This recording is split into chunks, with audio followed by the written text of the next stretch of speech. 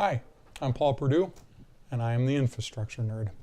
And today we are going to talk about Woody Allen. Woody Allen said that 80% of success is showing up. Well, many people know me as the taskmaster. I am someone who is driven by tasks. I have tasks to tell me to do just about everything I need to do. And for me, 80% of that success with tasks is writing it down. Now, I've had all sorts of devices over the years to help me remember to do things. I used to have those little recorders before we had phones that could record. And I can't tell you how many of them got washed before I decided to abandon that technique. And they were very limited. You could store about 90 seconds of voice memo on them. That, I guess, dates me and tells you how old I am, coming from a time when you could only store 90 seconds of voice.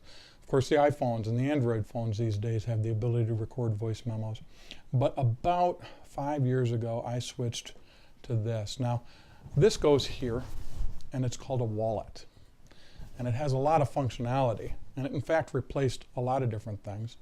It's not just a wallet. It is, of course, where my money goes. It's also where my credit cards go, where my business cards go, pictures of my daughter and son. It's Katie's week. On Saturday, I have a task that will remind me to flip this over and show Spencer's picture. It's where I store my receipts, but most importantly, it's where I have this, a pencil and a pad of paper. This is the most important part, the most important tool in my infrastructure. I can't tell you how many times I've had people tell me, since I am the infrastructure nerd and since they're trying to tell me what sorts of problems they've encountered, I had to talk to you yesterday because something happened and now I can't remember what it was. And my common response to that is that there are these things called pencils and there are these things called pads of paper. And that if everybody carried one of these, I think 80% of our problem with remembering what we need to do would go away. When my brother's son was young, he's getting married this summer, when he was young, he used to call this pad of paper that my brother called around his remembering book. And I think that's a pretty good title. Of course, we have a piece of paper on which I can write important things like call Irv to make sure he knows the grass is growing faster than you would imagine, and work on the evergreens. But when I'm out on site, this holds all sorts of other information, like the fact that I spent $2 to tip the guy that brought my car up, or that I spent $1 to do something else. Here, of course, is where my gas receipts, but every once in a while, the stupid printer on the gas pump doesn't work, and so I have to say, on Tuesday, I spent $31.95 on gas, and I put it in here, and that means I can record it like I'm supposed to.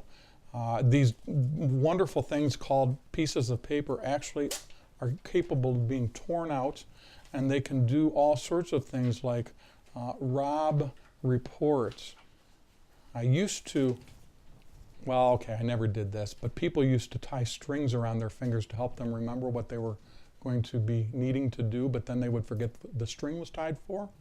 Well, I have been seen walking around law firms with a piece of paper in my hand, and I will not let go of it until I do what I'm trying to remember at the very top of my mind to do. Now obviously, this signifies something that is very important being held in my hand, but that's just one way that I use this funny little thing called a pencil and this ingenious device called a pad of paper. And that is my infrastructure tip for the day.